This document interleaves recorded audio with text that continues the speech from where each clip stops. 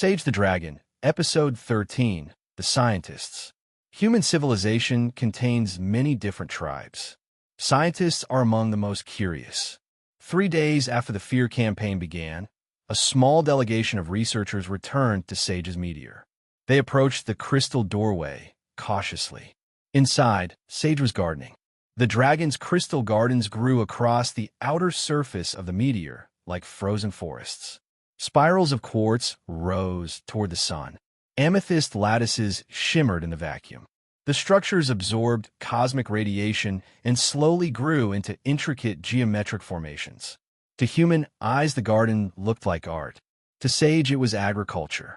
He stepped lightly along the meteor's surface, adjusting several delicate crystal stems. Below him, the desert stretched quiet and wide. Nearby, General Halvorson's security teams had expanded their perimeter dramatically. Several new radar systems had appeared. So had drones. Halvorson was not taking chances, because intelligence reports had revealed something troubling. Several foreign groups had expressed interest in the dragon. Some were governments. Others were less official. Inside the meteor, Sage welcomed the scientists warmly. They sat around the crystal table while the dragon poured tea. One of the researchers spoke first. "We believe your arrival may be the most important scientific event in human history." Sage nodded politely. "Possibly." Another scientist leaned forward. "We want to understand your technology." Sage raised an eyebrow. "That is an ambitious request." The scientist gestured toward the meteor. "Your energy systems alone could change our entire civilization." Sage considered this. "Perhaps." He poured more tea. "Dragon Principle 13, he said calmly. "The first step toward wisdom is admitting ignorance." The scientists wrote that down immediately. Outside the meteor, events were becoming complicated. 2 separate vehicles were approaching the security perimeter. Neither group had official clearance. Inside one vehicle were several operatives working for a foreign intelligence service. Inside the other were several Russian mobsters who had recently become interested in dragon technology. Unfortunately for both groups, they arrived at exactly the same time. The resulting confrontation was loud. General Halvorson watched the security feed with growing disbelief. "Are those kidnappers?" "Yes, sir." "And they're fighting each other?" "Yes, sir." Halvorson rubbed his forehead. "Unbelievable." On top of the meteor, Sage finished pruning a crystal cluster. He observed the situation below with mild curiosity.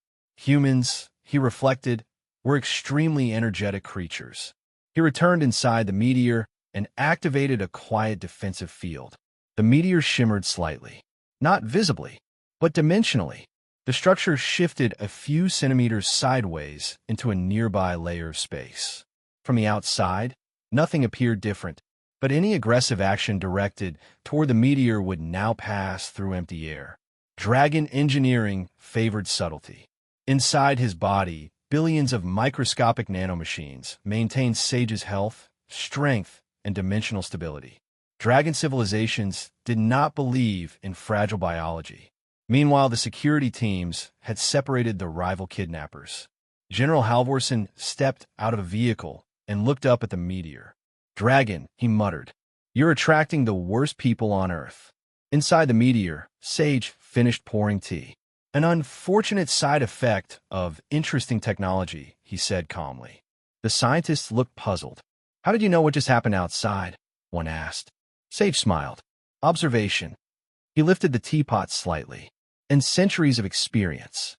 Outside the meteor, the desert wind carried the distant sound of handcuffs clicking. Inside, the dragon poured another cup of tea. Education, Sage reflected, was progressing nicely.